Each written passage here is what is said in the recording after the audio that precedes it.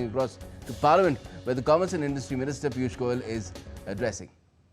25 को अमेरिकी राष्ट्रपति द्वारा 1 अगस्त 2025 से द्विपक्षीय व्यापार पर लागू होने वाले टैरिफ के विषय पर दिए गए वक्तव्य के बारे में अवगत कराना चाहता हूं। 2 अप्रैल 2025 को अमेरिकी राष्ट्रपति ने रेसिप्रोकल टैरिफ पर एक एग्जीक्यूटिव ऑर्डर जारी किया था, जिसके तहत अपने व्यापारिक साझेदारों से आयात पर 10% से 50% तक एडिशनल ड्यूटी लगाने की बात कही गई थी।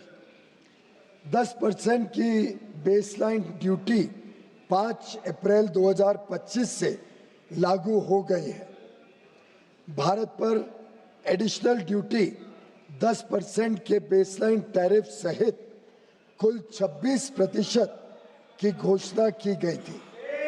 मूल रूप से full country specific additional tariff 9 अप्रैल 2025 से प्रभावी होने वाला था, लेकिन इसे शुरू में 10 अप्रैल 2025 को 90 दिनों के लिए स्थगित कर दिया गया और बाद में 1 अगस्त 2025 तक और बढ़ा दिया गया।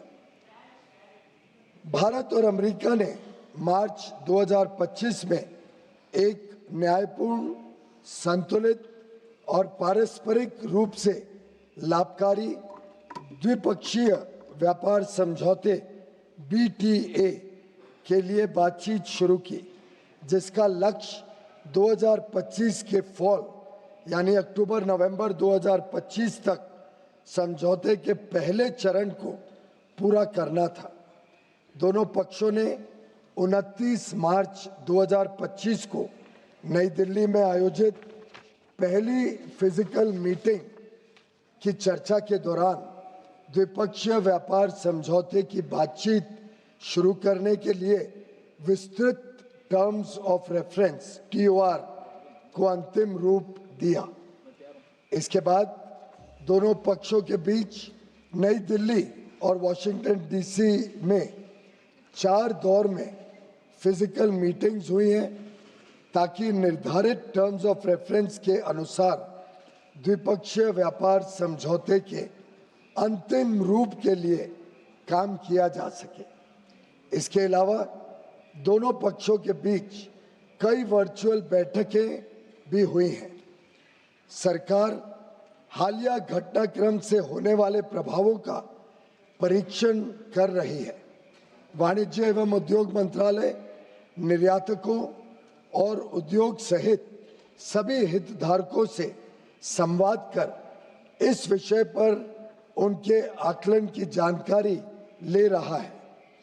सरकार हमारे किसानों, श्रमिकों, एंटरप्रेन्योर्स, उद्यमी, निर्यातकों, सूक्ष्म, लघु और मध्यम उद्योगों और उद्योग जगत के सभी हितधारकों के कल्याण की रक्षा और संवर्धन को सर्वोच्च महत्व देती है। हम अपने राष्ट्रीय हितों को सुरक्षित करने और आगे बढ़ाने के लिए सभी आवश्यक कदम उठाएंगे। मात्र 1 दशक से भी कम समय में भारत फ्रैजाइल 5 अर्थव्यवस्थाओं में से निकलकर दुनिया की सबसे तेजी से बढ़ती प्रमुख अर्थव्यवस्था बन गया है। हम अपने रिफॉर्म्स और अपने किसानों, MSME और उद्यमियों की कड़ी मेहनत के बल पर 11वीं सबसे बड़ी अर्थव्यवस्था से शीर्ष 5 अर्थव्यवस्थाओं में से एक बन गए हैं। यह भी अपेक्षित है कि हम कुछ ही वर्षों में तीसरी सबसे बड़ी अर्थव्यवस्था बन जाएंगे।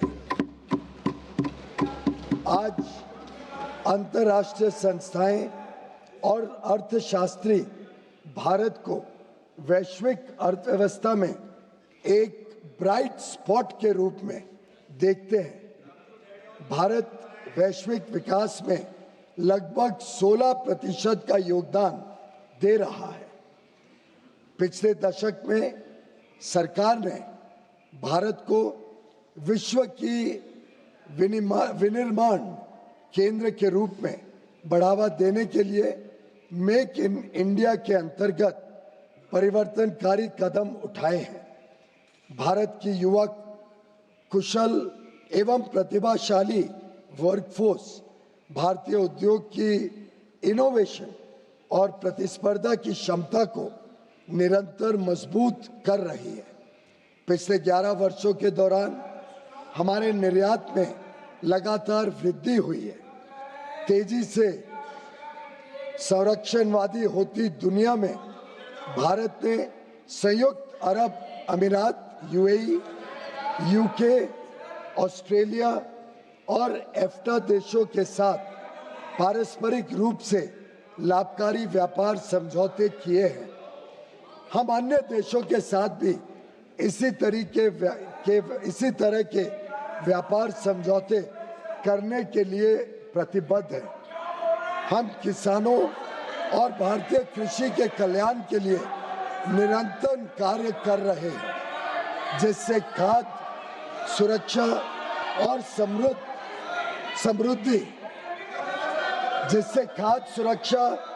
समृद्धि सुनिश्चित की जा सके। सरकार को विश्वास है कि हम विकसित भारत 2047 के लक्ष्य की ओर समावेशी और सतत विकास की अपनी तेज गति वाली यात्रा जारी रखेंगे। आत्मनिर्भरता की ओर भारत आत्मविश्वास के साथ बढ़ रहा है। धन्यवाद। सर, आपकी अनुमति हो? सर, मैं अंग्रेजी में भी पढ़ना चाहता हूँ। ना एक मिनट। शून्यकाल बैठना चाहते हो, शून्यकाल करना चाहते हो, बैठिए। चला शून्यकाल। श्री वीके श्रीकंदन,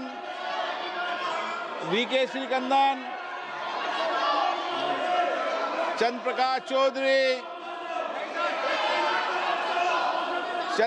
चौधरी, रामवीर सिंह विधुड़ी, श्रीमती कलाबेन मोहन भाई देलकर,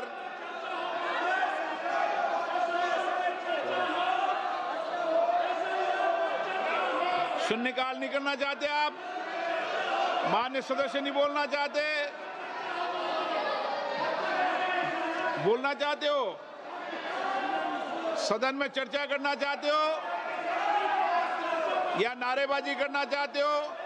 सदन में अगर चर्चा करना। Well, that was Union Commerce and Industry Minister Piyush Goyal giving out a statement in the House as far as the recent developments related to the trade negotiations with the US are concerned, where we've had the US President announcing that he's imposing 25% tariff on India, along with a fine for trading with Russia as well as China.